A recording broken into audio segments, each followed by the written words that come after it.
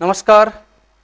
आदर्श coaching classes YouTube channel Jaitaran में आप सभी का अभिनंदन। मित्रों, आज हम पढ़ने वाले हैं राजस्थान की झीलें। राजस्थान की जो झीलें हैं उनके बारे में हम चर्चा करने वाले हैं।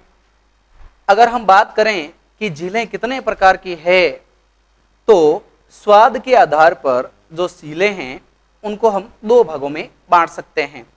एक तो मीठे पानी की झीलें और एक खारे पानी की झीलें। तो हम इन्हीं झीलों के बारे में बात करने वाले हैं। देखिए, हमारा टॉपिक है झीलें, और इन झीलों के बारे में जब हम बात करने वाले हैं तो हमारा जो पहला टॉपिक रहेगा खारे पानी की झीलें। खारे पानी की झीलें।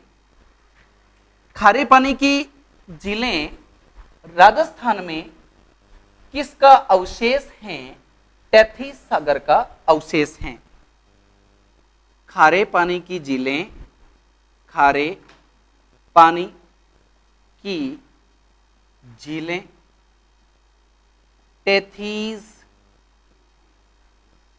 सागर का अवशेष हैं। ध्यान रखिएगा, उनका अवशेष मानी जाती है, तैतीस सागर का अवशेष मानी जाती है।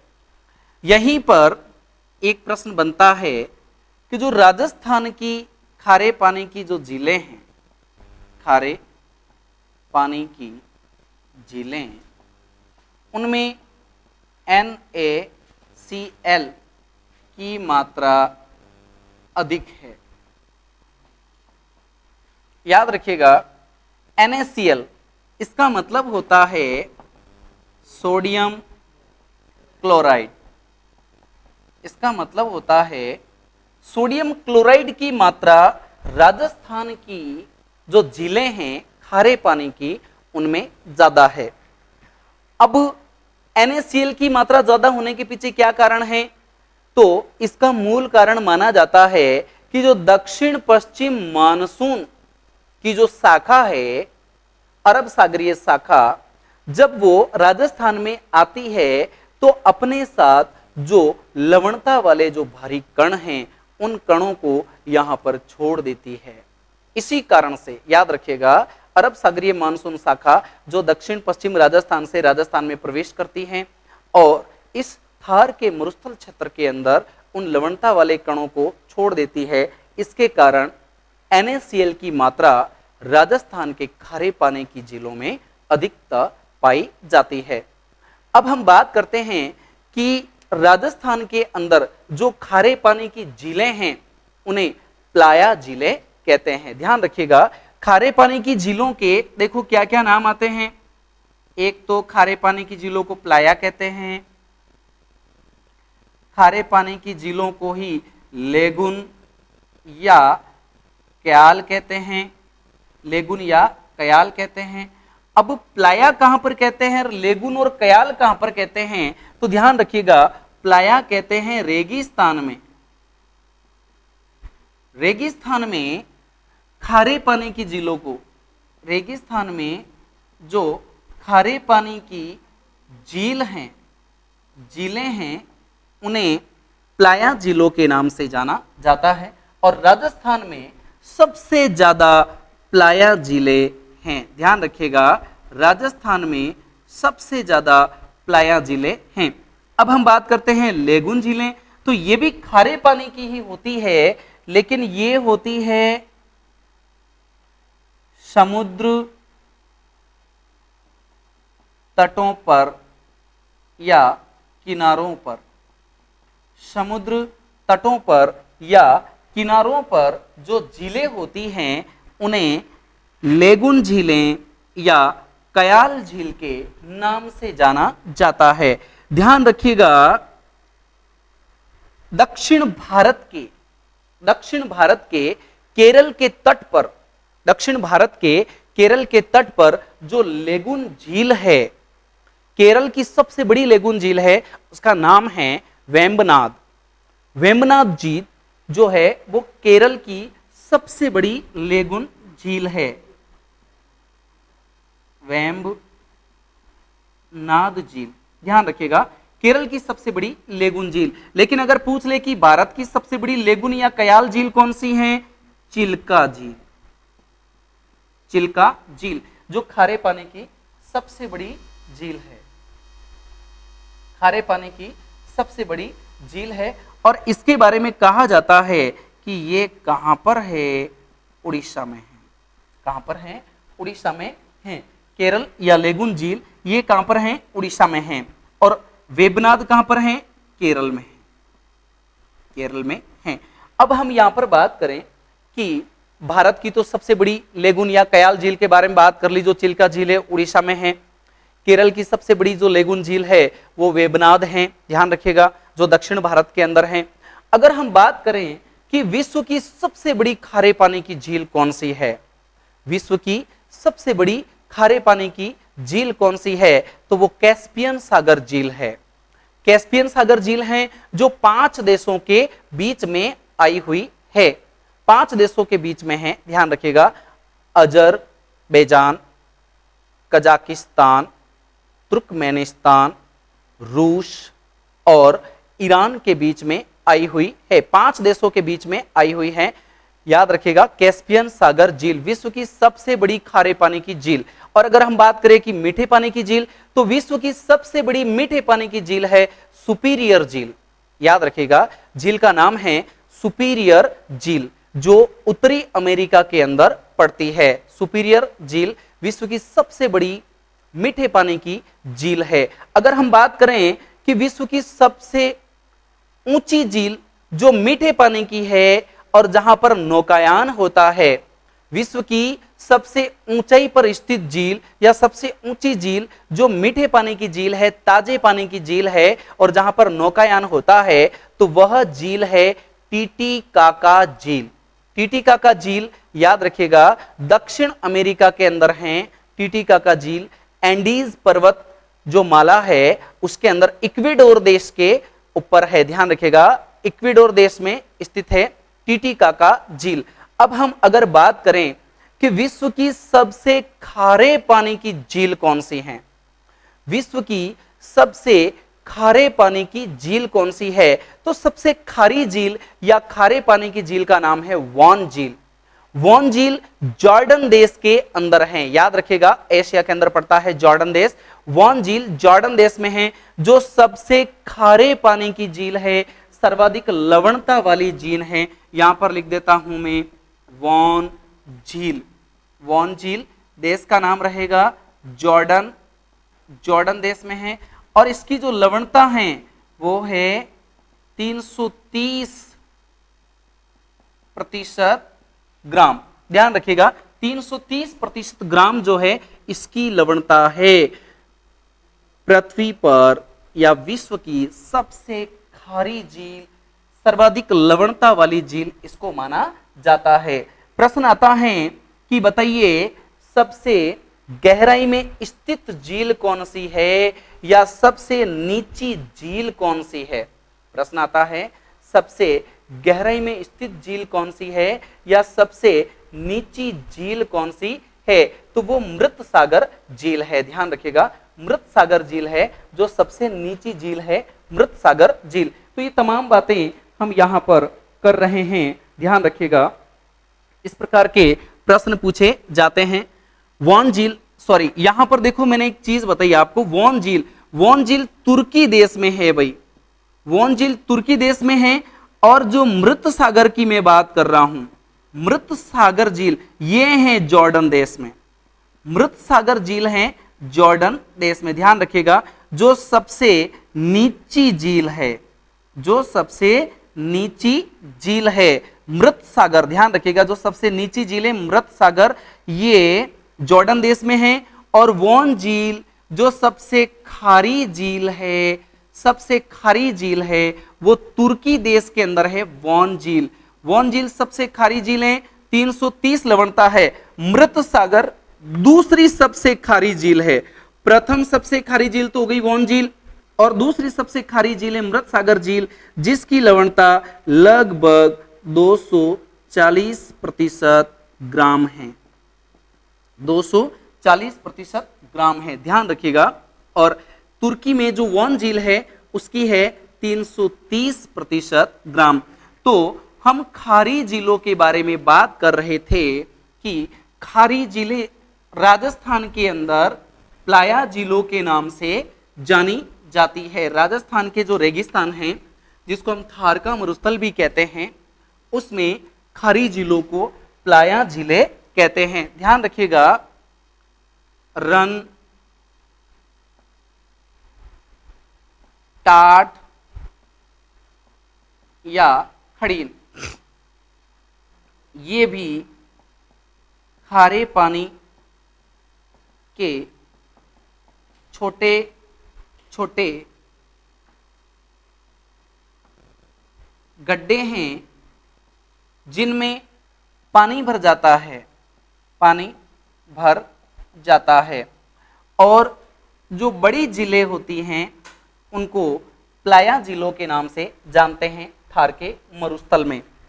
अब हम बात करें कि राजस्थान के अंदर खारे पानी की झीलें कहां कहां पर है, तो हम एक छोटा सा मानचित्र बना लेते हैं राजस्थान का।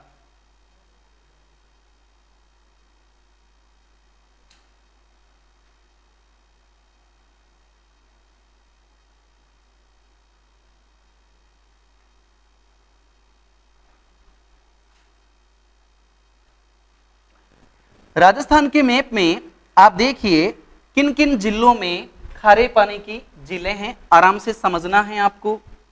एक जिला यहां पड़ता है जिसकी आकृति कुछ इस प्रकार से है ना, अर्धचंद्राकार आकृति वाला जिला है जिसका नाम है सीकर। सीकर जिले के अंदर खारे पानी की झीलें हैं। एक झील का नाम है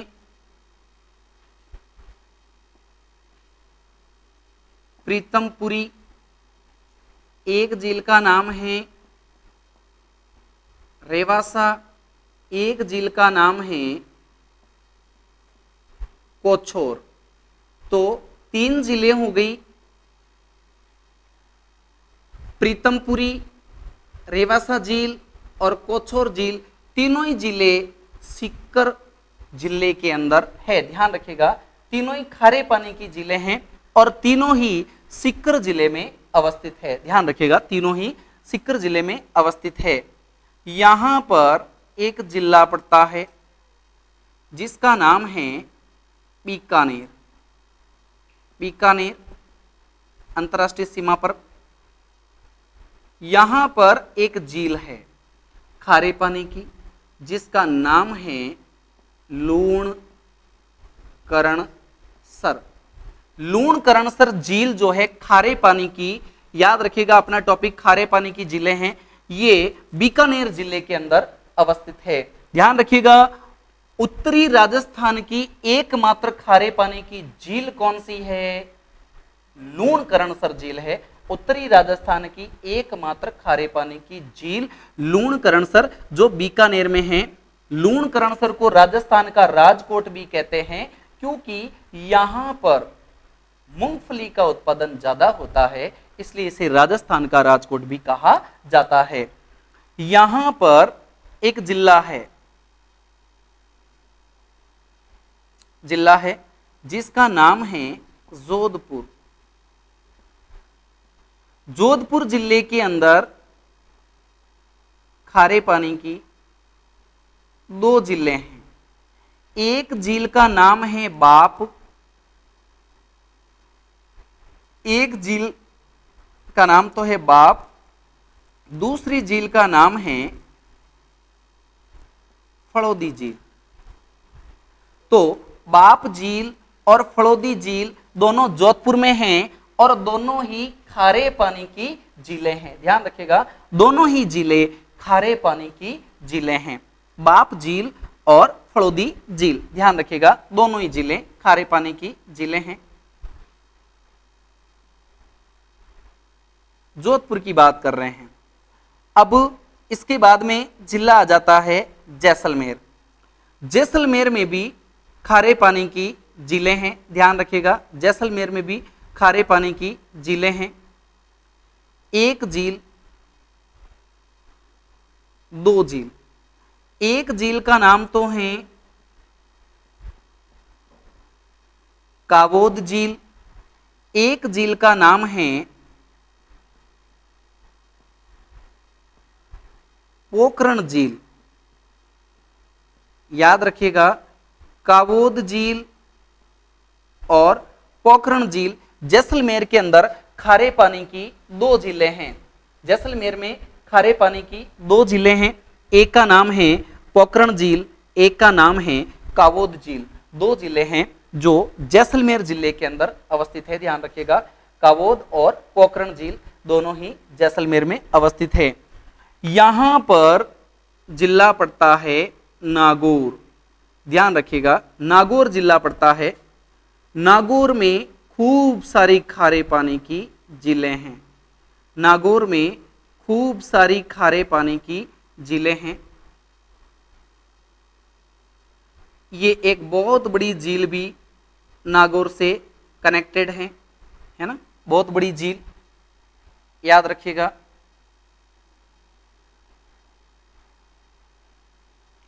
अब ये कौन कौन सी झीलें हैं, मैं इनके यहां पर नाम लिख देता हूं ताकि आपको बराबर समझ में आ जाएगा। नागौर के अंदर एक खारे पानी की झील है जिसका नाम है डेगाना, एक खारे पानी की झील है जिसका नाम है डीडवाना, ये खारे पानी की झील आती है जिसका नाम है सांभर, जो राजस्थान के 3 जिलों में है, ध्यान रखिएगा। इसके नीचे यहां पर अजमेर है और यहां पर जिला, यहां पर जो जिला है वो पड़ जाता है जयपुर। तो 3 जिलों में आती है, अजमेर में भी आती हैं, याद रखिएगा, ये अजमेर है, अजमेर में भी आती हैं, जयपुर में भी आती हैं और नागौर में भी आती हैं, ध्यान रखिएगा। 3 जिलों में है सांबर झील। और ये जो चौथी झील के बारे में बात कर रहा हूं नागौर की, उसका नाम है कुचामन झील। तो नागौर जिले में सबसे ज्यादा खारे पानी की झीलें हैं। नंबर 1 पर होगी डेगाना, नंबर 2 पर होगी डीडवाना, नंबर 3 पर होगी सांबर, नंबर 4 पर होगी कुचामन। सांबर का थोड़ा सा हिस्सा नागौर में भी आता है, ज्यादा हिस्सा जो है वो जयपुर में आता है। सांबर झील मुख्यतया जयपुर क्षेत्र में मानी जाती है, अभी हम उसके बारे में पूरी चर्चा करने वाले हैं। तो राजस्थान के अंदर खारे पानी की झीलें जो हैं आप देख लीजिए, सीकर जिले के अंदर 3 जिले हैं, सीकर जिले के अंदर 3 जिले हैं जिनके बारे में हमने यहाँ पर नाम लिख दिया है। एक झील का नाम है प्रीतमपुरी, एक झील का नाम है रेवासा, एक झील का नाम है कोछोर, है ना, कोछोर नाम है, ध्यान रखिएगा, ठीक है। अब हम यहां पर बात कर रहे हैं कि आप देखिए, यहां डेगाना, डीडवाना, सांभर और सांबर झील और कुचामन झील, जोधपुर में बाप और फड़ौदी झील, और यहां पर अगर मैं बात करूं बीकानेर में तो लूणकरणसर झील, और पोखरण जैसलमेर में, और कावोद भी जैसलमेर में। चूरू के अंदर भी एक, चूरू के अंदर भी याद रखना है, चूरू के अंदर भी एक झील है, चूरू में भी यहां पर, जिसका नाम है ताल छापर झील, ताल छापर, ताल छापर झील जो है वो चूरू में है। नागौर में एक और झील है खारे पानी की, जिसका नाम है, 5वीं झील है, जिसका नाम है नावा, नावा झील। ये भी नागौर के अंदर है, नावा झील, ध्यान रखिएगा, नागौर में ही नावा झील पड़ती है, ध्यान रखिए इस बात का, ठीक है। तो यहां पर जैसलमेर में पोखरण झील हो गई, कावोद झील हो गई, एक और झील है जिसका नाम है कच्छोर झील, जैसलमेर में खारे पानी की एक और झील है जिसका नाम है कछोर झील, ध्यान रखिएगा। कावोद झील, पोखरण झील, कछोर झील, ये तीनों ही जैसलमेर की खारे पानी की झीलें हैं। तो खारे पानी की झीलों के बारे में आपको बराबर समझ में आ गया होगा कि कौन कौन से जिले में कौन कौन सी खारे पानी की झीलें हैं। ठीक है, तो अब मैं इसको हटा देता हूं, हम एक एक करके सभी जिलों के बारे में बात कर लेते हैं कि कौन से जिले में कौन कौन सी जिले हैं, उनके बारे में हम बात कर लेते हैं। सबसे पहला नाम आता है जिस झील का, उसका नाम है सांभर, सांभर झील, सांभर झील। अब आप देखिए सांभर झील के बारे में हम लोग बात कर रहे हैं। सांभर झील किन किन जिलों में आती हैं? जयपुर, अजमेर और नागौर, तीनों जिलों में आती हैं। याद रखिएगा, आती तो तीनों जिलों में हैं, लेकिन इसका जो प्रशासनिक जो कार्य है, प्रशासनिक कार्य वो फुलेरा, फुलेरा कहां पड़ता है? जयपुर, फुलेरा जंक्शन जयपुर से होता है। ध्यान रखिएगा, प्रशासनिक कार्य सांभर झील का जो प्रशासनिक कार्य है, सांभर झील का प्रशासनिक जो कार्य है वो फुलेरा जयपुर से होता है। ध्यान रखिएगा, फुलेरा जयपुर से होता है। अब हम बात कर रहे हैं सांभर झील के बारे में। सांभर झील, याद रखिएगा, सांभर झील के बारे में कहा जाता है, सांभर झील के बारे में कहा जाता है कि ये भारत में झील से सर्वाधिक नमक उत्पादन, नमक उत्पादन करती हैं। कितना करती हैं? 8.7%। भारत का 8.7% नमक केवल सांभर झील उत्पादन करती है। ध्यान रखिएगा, केवल सांभर झील, यानी कि झीलों के अंदर अगर देखा जाए, खारे पानी की झीलों की अगर मैं बात करूं तो सबसे ज्यादा नमक का उत्पादन सांभर झील करती है। 8.7% नमक का उत्पादन करने के साथ ही नंबर 1 पर है। ध्यान रखिएगा, है ना, इसीलिए मैंने यहां पर लिखा है सर्वाधिक, सर्वाधिक नमक उत्पादन करती है सांभर झील, सर्वाधिक नमक उत्पादन करती है। अगला प्रश्न आता है कि ये जो सांभर झील है, सांभर झील है, इसके बारे में कहा जाता है कि यहां इसके किनारे शाकंभरी माता का मंदिर है, शाकंभरी माता का मंदिर है। देखिए, जैसे ये हो गई सांभर झील, सांभर झील हो गई। याद रखिएगा, इसके इधर नागौर पड़ता है, यहां अजमेर पड़ता है ना, कुछ एक हिस्सा इसका अजमेर में आता है, कुछ एक हिस्सा इसका नागौर में आता है, और बाकी ज्यादातर हिस्सा इसका किस में आता है? जयपुर में आता है। ध्यान रखिएगा, सांभर झील की बात कर रहा हूं मैं, सांभर झील, सांभर झील। अब इस सांभर झील के किनारे, सांभर झील के किनारे यहां पर एक मंदिर बना हुआ है, मंदिर बना हुआ है। ध्यान रखिएगा, मंदिर बना हुआ है सांभर झील के किनारे। किस देवी का? शाकंभरी माता का, शाकंभरी माता।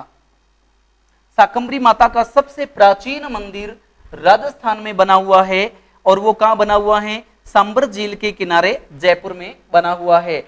इस तीर्थ स्थान को, इस तीर्थ स्थान को देवयानी कहा जाता है।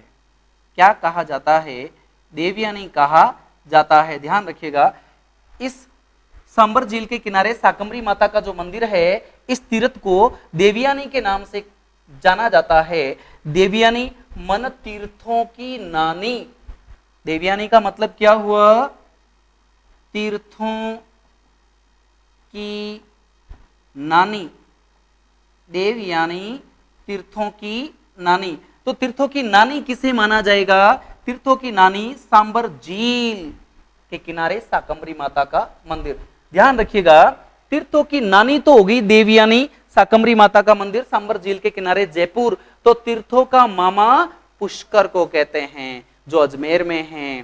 तीर्थों का भांजा मच्छ कुंड धौलपुर को कहा जाता है। ध्यान रखिएगा, तीर्थों की नानी हो गई देवयानी, जो सांबर झील के किनारे हैं, शाकंभरी माता का मंदिर। तीर्थों का मामा हो गया पुष्कर, जो अजमेर में है। वहां ब्रह्मा जी का विश्व प्रसिद्ध मंदिर बना हुआ है, जहां ब्रह्मा जी की चतुर्मुखी मूर्ति स्थापित की गई है। पुष्कर झील राजस्थान की सबसे पवित्र झील है, मीठे पानी की झील है। ध्यान रखिएगा। आगे हम बात करते हैं तीर्थों का भांजा, तो वो मच्छ कुंड धौलपुर को कहा जाता है। तो यहां हम बात कर रहे हैं कि देवयानी तीर्थों की नानी इस सांबर झील के किनारे। बिजोलिया शिलालेख में कहा गया, बिजोलिया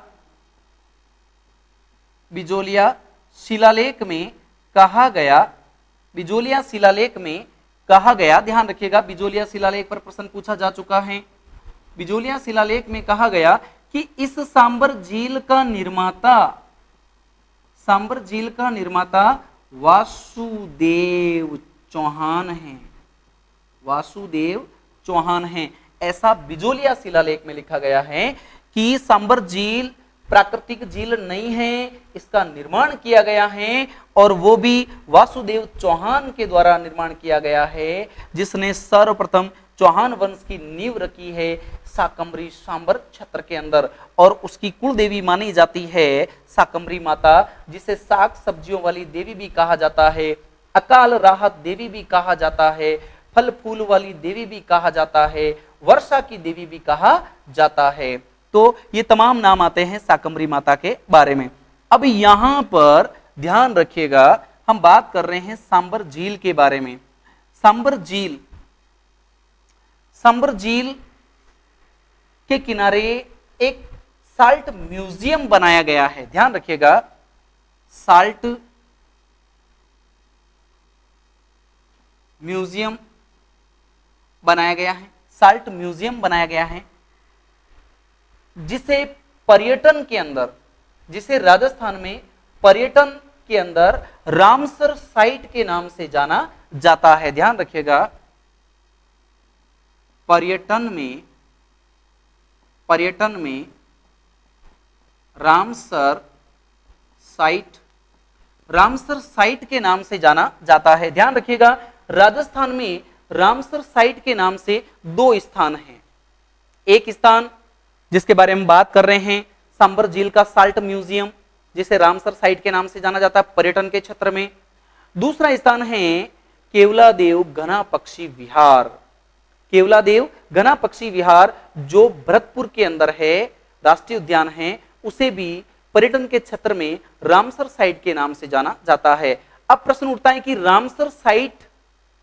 रामसर साइट का संबंध किससे है?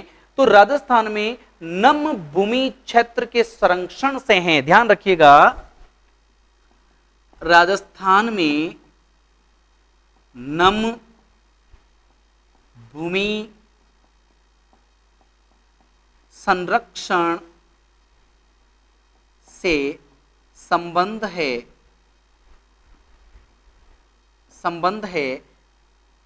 किससे?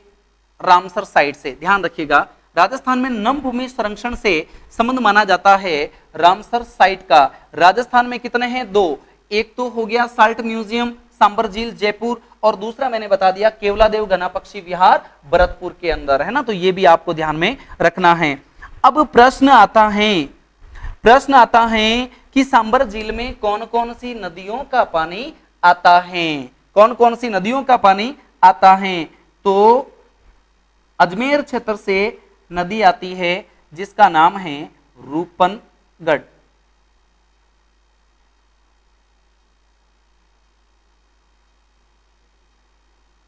रूपनगढ़, ध्यान रखिएगा, रूपनगढ़। एक नदी जिसका नाम है मैनथा मैनथा का पानी भी इसमें आता है, ध्यान रखिएगा। एक नदी है खारी नदी, खारी नदी का पानी भी इसमें आता है। एक नदी खंडेला नदी, खंडेला नदी का भी पानी इसके अंदर आता है। तो कितनी नदियों का पानी आया? खारी, खंडेला, रूपनगढ़, मैनथा, इन सभी नदियों का पानी जो है वो इसके अंदर आता है, ध्यान रखिएगा।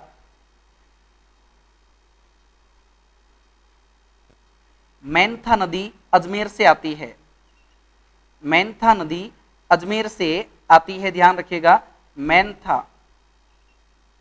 मैनथा नदी अजमेर से आती है ना। तो ये आपको ध्यान रखना है, 4 नदियों का पानी इसमें आता है, खारी, खंडेला, मैनथा, रूपनगढ़, इन सभी नदियों का पानी सांबर झील में आता है ना। सांबर झील के अंदर ध्यान रखना है आपको, 3 प्रकार से नमक बनाया जाता है। सांबर झील में 3 प्रकार से नमक बनाया जाता है, 3 प्रकार से सांबर झील में नमक बनाया जाता है। नंबर 1 पर अगर मैं बात करूं तो रेस्ता, नंबर 2 पर अगर मैं बात करूं क्यार, और नंबर 3 पर मैं बात करूं पान, है ना। रेस्ता तरीके से पवन द्वारा, याद रखिएगा, पवन द्वारा नमक तैयार किया जाता है, हवा द्वारा, पवन द्वारा नमक तैयार किया जाता है। क्यार, क्यार के लिए कहा जाता है केशाकर्षण विधि द्वारा, क्यार केशाकर्षण विधि के द्वारा नमक तैयार किया जाता है। और तीसरा तरीका है पान द्वारा नमक तैयार किया जाता है। सांबर झील में तीनों प्रकार से नमक बनाया जाता है। अब हम बात कर रहे हैं सांबर झील के बारे में। कहा जाता है कि सांबर झील में गुजरात से राजहंस आते हैं, गुजरात से राजहंस आते हैं, ध्यान रखिएगा। सांबर झील में गुजरात से राजहंस आते हैं। और खींचण गांव फड़ौदी से कुरंजा आती हैं, खींचण गांव फड़ौदी से खींचण गांव फड़ौदी जोधपुर में पड़ता है, वहां से कुरंजा आती है सांबर झील के पास, ध्यान रखिएगा। तो राजहंस गुजरात से आते हैं और कुरंजा पक्षी खींचण जोधपुर से आती हैं, ध्यान रखिएगा। आगे हम बात करते हैं सांबर झील के बारे में कि सांबर झील जो है राजस्थान के अंदर, याद रखिएगा, सांबर झील जो है राजस्थान के अंदर समुद्र तल से भी नीचा स्तर रखती है। लगभग अगर राजस्थान की औसत ऊंचाई की बात करूं, राजस्थान की औसत ऊंचाई 370 मीटर है, ध्यान रखिएगा। राजस्थान की औसत ऊंचाई 370 मीटर है और ये 3 मीटर नीचे हैं। इसका मतलब हुआ कि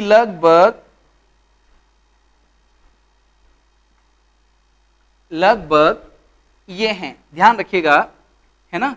तो सांबर झील जो है राजस्थान के औसत धरातल से लगभग 3 मीटर नीची है, ध्यान रखिएगा। राजस्थान के औसत धरातल से 3 मीटर इसको नीचा माना जाता है। अब हम बात करें इस झील के बारे में तो सांबर झील को 1817 में अंग्रेजों ने लीज पर लिया था, नमक बनाने के लिए लीज पर लिया है अंग्रेजों ने। 1817 के अंदर अंग्रेजों ने लीज पर लिया है, ध्यान रखिएगा। नमक बनाने के लिए सांबर झील को अंग्रेजों ने लीज पर लिया है, ध्यान रखिए। सांबर झील में नमक जो है वो मुगलों के काल से ही बनता आ रहा है, मुगलों के काल में भी इस सांबर झील के अंदर नमक बनाया जाता था। अब प्रश्न आता है कि हिंदुस्तान साल्ट लिमिटेड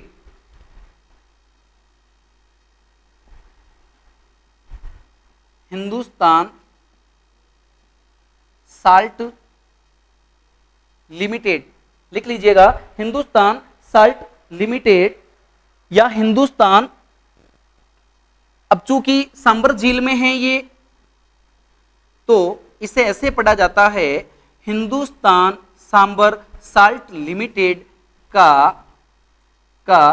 केंद्र स्थापित है। यहां पर ध्यान रखिएगा, इसका केंद्र स्थापित किया गया है, हिंदुस्तान सांबर लिमिटेड का केंद्र स्थापित किया गया है। इसके बारे में कहा जाता है कि ये यहां पर नमक बनाने का कार्य करता है। ध्यान रखिएगा, इसका कार्य है यहां पर नमक बनाना। सांबर झील के नमक के बारे में कहा जाता है कि इसके नमक के अंदर एक शैवाल पाया जाता है, शैवाल पाया जाता है जिसका नाम है स्पाइरुलिना। स्पाइरुलिना नामक शैवाल पाया जाता है जिसमें लगभग 65% तक प्रोटीन पाया जाता है, 65% तक प्रोटीन पाया जाता है। हम बात कर रहे हैं कि सांबर झील में जो नमक बनाया जाता है, उस नमक में एक शैवाल पाया जाता है जिसका नाम है स्पाइरुलिना। स्पाइरुलिना के अंदर प्रोटीन अधिकतया पाई जाता है, प्रोटीन बहुत ज्यादा पाया जाता है, अधिकतर पाया जाता है, लगभग 65% तक उसमें प्रोटीन की मात्रा पाई जाती है। ध्यान रखिएगा, हम बात कर रहे हैं यहां पर नमक के बारे में।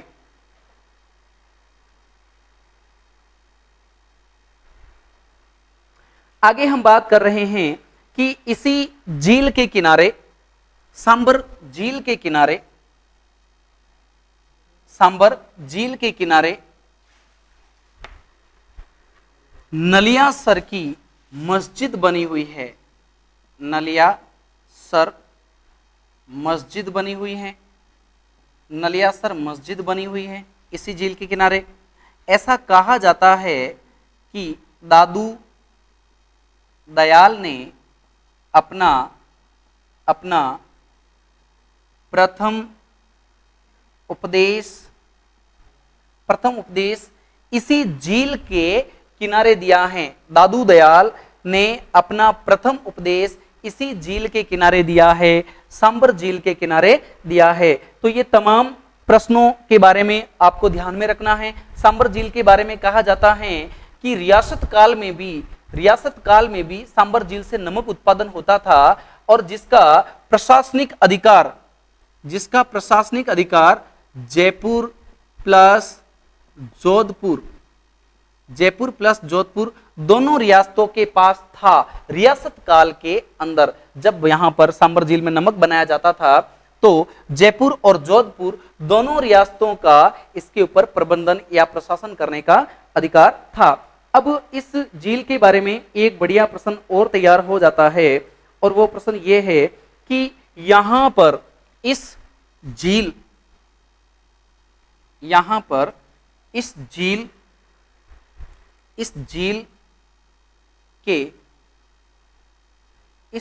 के चारों तरफ का क्षेत्र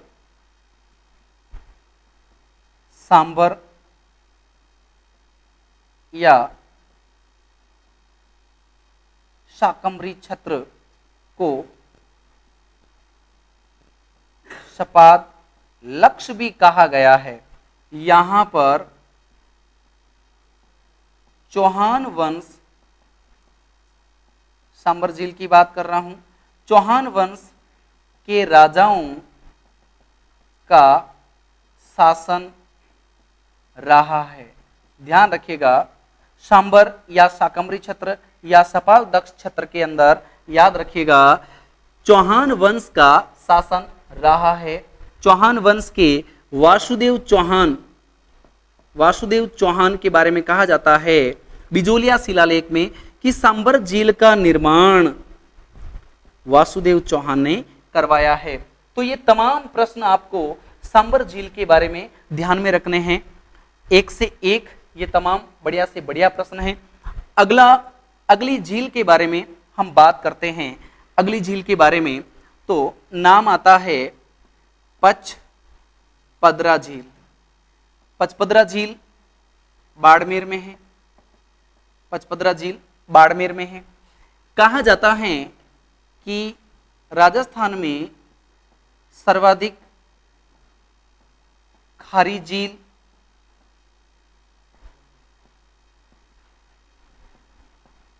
सबसे उत्तम नमक वाली झील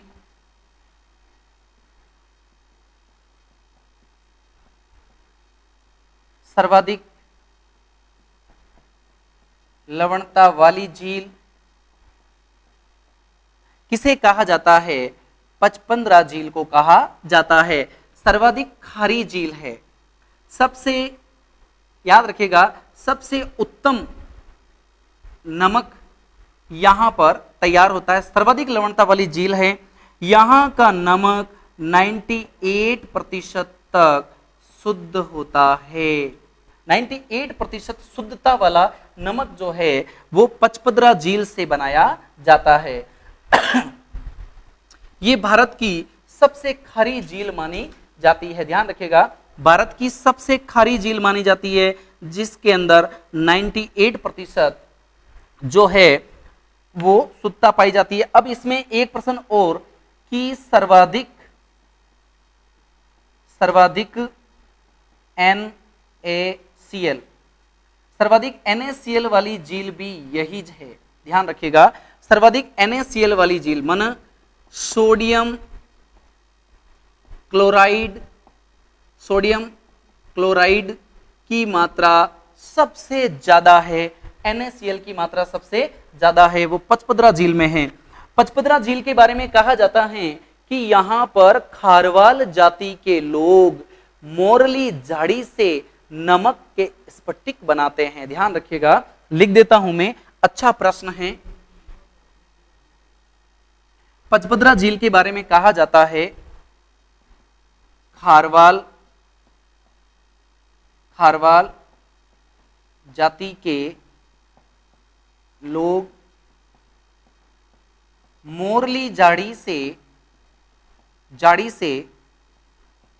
नमक तैयार करने की विधि जानते हैं, नमक तैयार करते हैं। जाति का नाम है खारवाल और मोरली झाड़ी की जो टहनियां हैं उन टहनियों से नमक तैयार करते हैं।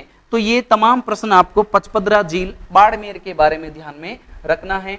राजस्थान में सर्वश्रेष्ठ नमक जो है, सर्वश्रेष्ठ किस्म का नमक जो है वो पचपदरा झील से प्राप्त होता है। ध्यान रखिएगा। अगला प्रश्न हम बात करते हैं अगली झील के बारे में। अगली जो झील है वो झील है डीडवाना झील। डीडवाना झील, अगली खारे पानी की झील के बारे में हम लोग बात कर रहे हैं। डीडवाना झील, डीडवाना झील के बारे में कहा जाता है कि इस झील के पानी में सोडियम सल्फेट की मात्रा ज्यादा है। ध्यान रखिएगा, सोडियम सल्फेट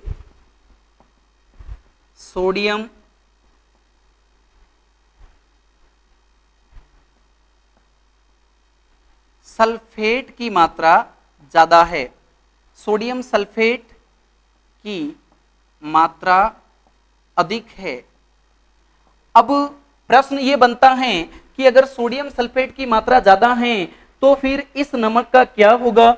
सीधी सी बात है, यह नमक खाने योग्य नहीं है।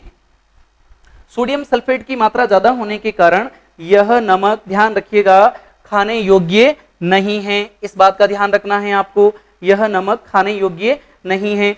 यहां पर अगर हम बात करें सोडियम सल्फेट,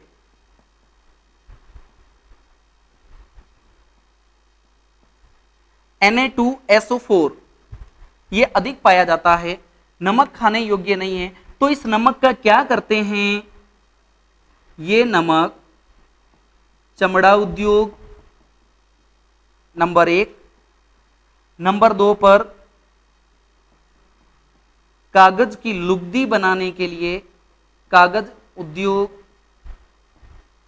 दोनों के काम आता है। ध्यान रखिएगा, चमड़ा रंगने के काम आता है चमड़ा उद्योग में ये नमक, और कागज की लुगदी बनाने में काम आता है। ध्यान रखिएगा, डीडवाना झील का नमक खाने योग्य नहीं है। ध्यान रखिएगा, डीडवाना झील का नमक खाने योग्य नहीं है ना। यहां पर सोडियम सल्फेट की मात्रा ज्यादा है। चूंकि नागौर क्षेत्र में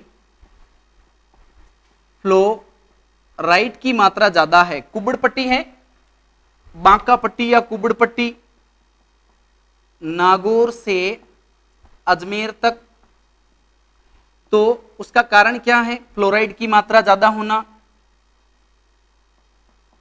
कुब्बड़ पट्टी या बांका पट्टी, तो जब पानी के अंदर फ्लोराइड की मात्रा ज्यादा होती है तो याद रखिएगा, किसी भी व्यक्ति की जो हड्डियां हैं वो टेढ़ी मेढ़ी हो सकती है, कुबड़ापन आ जाता है, दांत पीले हो जाते हैं, हड्डियां कमजोर हो जाती है। अतः यहाँ का नमक फ्लोराइड के कारण भी खाने योग्य नहीं है, सोडियम सल्फेट के कारण भी नहीं है और फ्लोराइड के कारण भी यहाँ के नमक को खाया नहीं जाता है, क्योंकि नागौर से अजमेर के बीच कुबड़ पट्टी या बांका पट्टी पाई जाती है।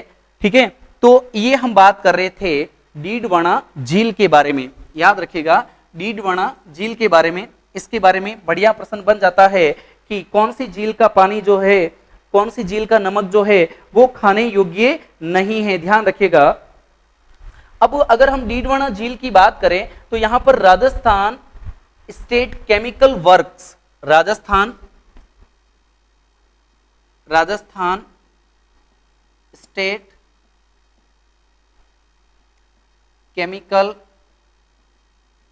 वर्क्स के 2 कारखाने हैं,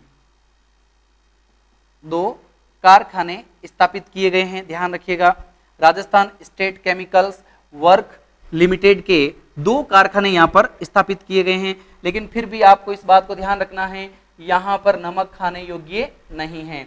नागौर के अंदर और खारे पानी की झीलें हैं नागौर में, तो आप देखिए, एक तो नाम आ गया डीडवाना, एक का नाम है डेगाना, एक का नाम है नावा, एक का नाम है कुचामण,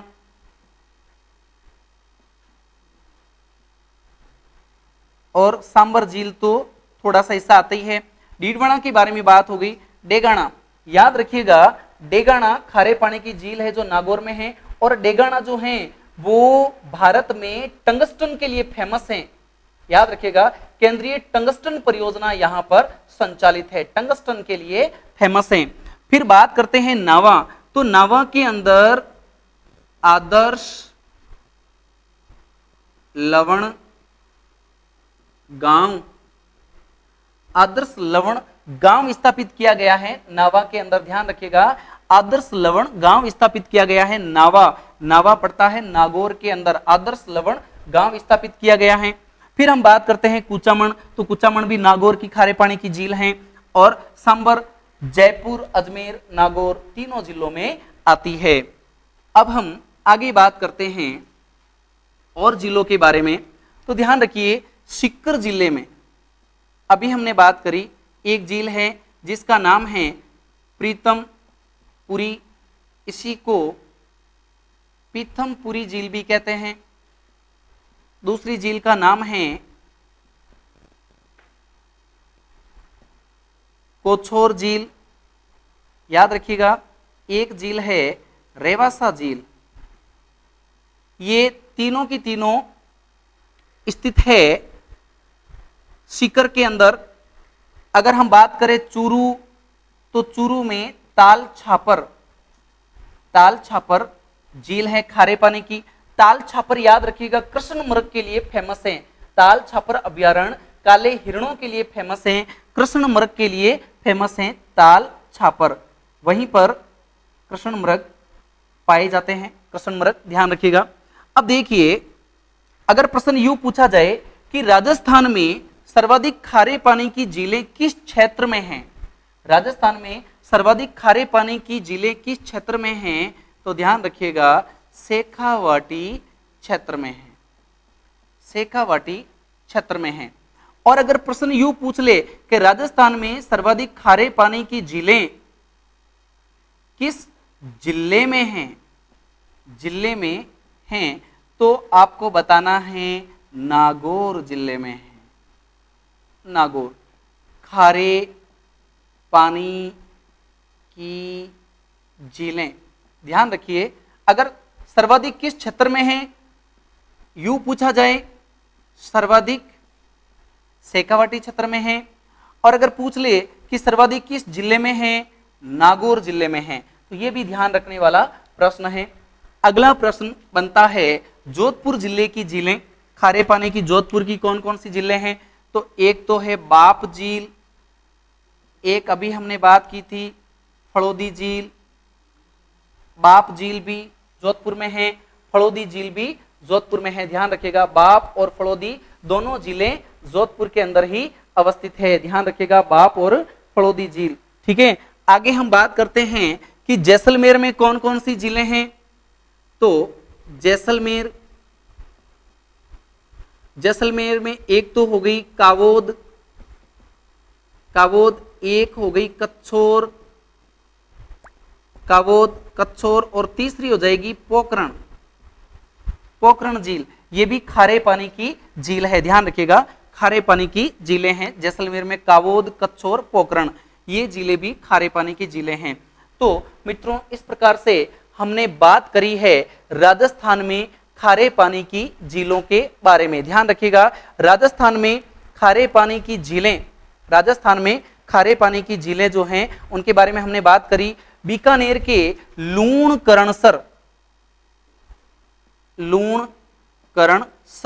इस झील के बारे में कहा जाता है कि उत्तरी राजस्थान की एकमात्र खारे पानी की झील कौन सी है, तो ध्यान रखिएगा लूणकरणसर, जो कहां पड़ती है, बीकानेर में पड़ती है। ध्यान रखिएगा, बीकानेर में। लूणकरणसर को राजस्थान का राजकोट भी कहा जाता है।